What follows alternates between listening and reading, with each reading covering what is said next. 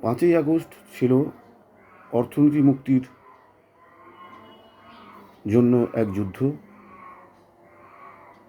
সত্য এবং মেধাভিত্তিক বাংলাদেশ বিনির্মাণে বাংলাদেশের এই চ্যালেঞ্জকে সেদিন সামনে এগিয়ে নিতেই বাংলাদেশের কৃষি, অর্থনীতি, ব্যাংকিং সেক্টর সহ সকল সেক্টরের দুর্নীতি নিরোধ করে বাংলাদেশকে একটি সুখী সমৃদ্ধি বাংলাদেশ গড়ে তোলার লক্ষ্যে বাংলাদেশের ছাত্র সমাজ 5ই আগস্ট যে যুদ্ধ করেছিল, সেই যুদ্ধের মাধ্যমে যে সরকার গঠিত হয়েছে সে সরকার হচ্ছে জনগণের সরকার। আমাদের বড় ভাই মাননীয় প্রধানমন্ত্রী তারেক রহমানের নেতৃত্বে বাংলাদেশের অর্থনীতি এগিয়ে যাবে। বিশেষ করে ব্যাংকিং খাত অনেকখানি ঘুষমুক্ত হয়েছে, যার ফলে আজকে স্থানীয় বিনিয়োগ বেড়েছে।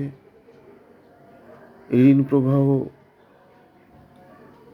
আরও কীভাবে বাড়ানো যায় এবং অতি দ্রুত ঋণ ছাড় করার ফলে বাংলাদেশ ব্যাংকের অতি দ্রুত ঋণ ছাড় করার ফলে বাংলাদেশের স্থানীয় বিনিয়োগ বেড়েছে। আর যেহেতু জনগণের সরকার, সেহেতু জনগণও চাইবে এই সরকার একটি শক্তিশালী অর্থনৈতিক অবকাঠামো গড়ে তুলুক। স্থানীয় বিনিয়োগ ছাড়া কোনো দেশই এগিয়ে যেতে পারে না। তাই স্থানীয় বিনিয়োগের বাধাগুলো দূর করে বাংলাদেশ ব্যাংক যেভাবে অতি দ্রুত ঋণ ছাড় করছে, তার ফলে বাংলাদেশের স্থানীয় বিনিয়োগ সম্ভব হচ্ছে। আর এর ফলে বাংলাদেশের অর্থনৈতিক উন্নতি আগামী 1 বছরের মধ্যেই অনেকখানি এগিয়ে যাবে বলে আমার বিশ্বাস। তাই আমি মনে করি যে স্থানীয় বিনিয়োগের বাধাগুলো দূর করে বাংলাদেশের অর্থনীতিকে উন্নতি করতে এবং অর্থনীতির শক্তিকে বাড়াতে যেমন স্থানীয় বিনিয়োগের দরকার, তেমনি বৈদেশিক বিনিয়োগও দরকার। যে দেশের স্থানীয় বিনিয়োগ নাই, সে দেশে অর্থনীতি উন্নতি করতে অনেক সমস্যা হয়। বিদেশি বিনিয়োগ কখন আসবে না আসবে তার উপরে বসে না থেকে স্থানীয় বিনিয়োগকে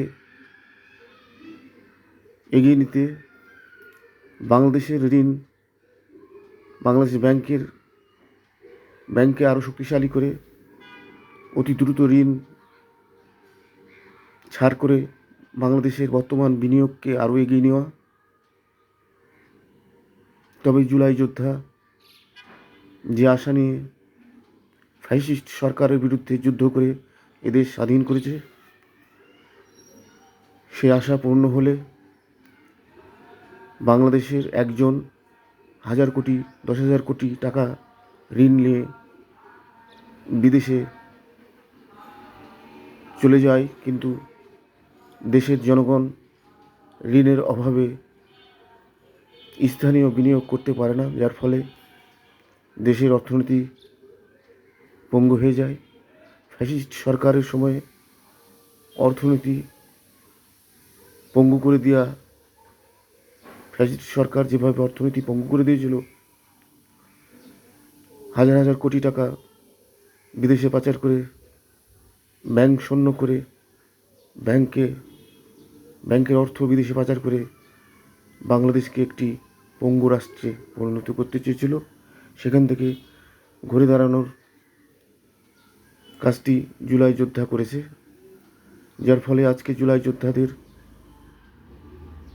প্রাণের আশা যে আগামীতে একটি স্বচ্ছ ব্যাংকিং সেক্টর গড়ে উঠবে। একজনই যেন 10,000 5,000 কোটি টাকা ঋণ নিয়ে পালিয়ে যেতে না পারে, সেদিকে খেয়াল রাখতে হবে এবং ক্ষুদ্র মাঝারি ঋণগুলো অতি দ্রুত যেন পেতে পারে, সেদিকে দৃষ্টি দিতে হবে। সেই সাথে বাংলাদেশের বিনিয়োগ বাড়াতে হবে। তবে আমাদের বাংলাদেশের কর্মসংস্থান হবে, অর্থনৈতিক প্রবৃদ্ধি হবে এবং বাংলাদেশের একটি উন্নয়ন সম্ভব হবে। ধন্যবাদ।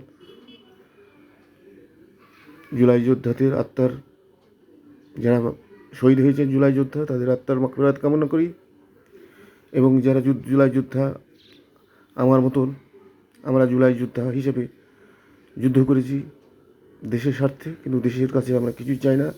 আমরা চাই একটি সুন্দর শক্তিশালী অর্থনৈতিক দেশ বাংলাদেশ হবে।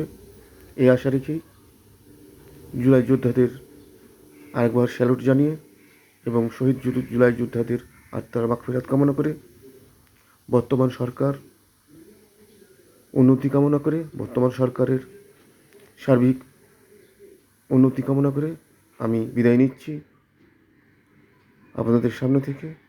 আমি তসলিম উদ্দিন, জুলাই যোদ্ধা হিসেবে সেদিন রাজপথে যুদ্ধ করে এদেশ স্বাধীন করেছি, এদেশ জালিম মুক্ত করেছি, এদেশের অর্থনীতির মুক্তি ঘটানোই আমাদের মূল লক্ষ্য। মেধা এবং স্বচ্ছতা, জবাবদিহিতা, বাংলাদেশ আগামীতে এগিয়ে যাবে, এই বলে আমি আপনাদের সামনে থেকে বিদায় নিচ্ছি। আগামীতে আবার কথা হবে। ধন্যবাদ। আসসালামু আলাইকুম। জুলাই যোদ্ধাদের প্রতি আমার অজস্র সালাম ও শ্রদ্ধা।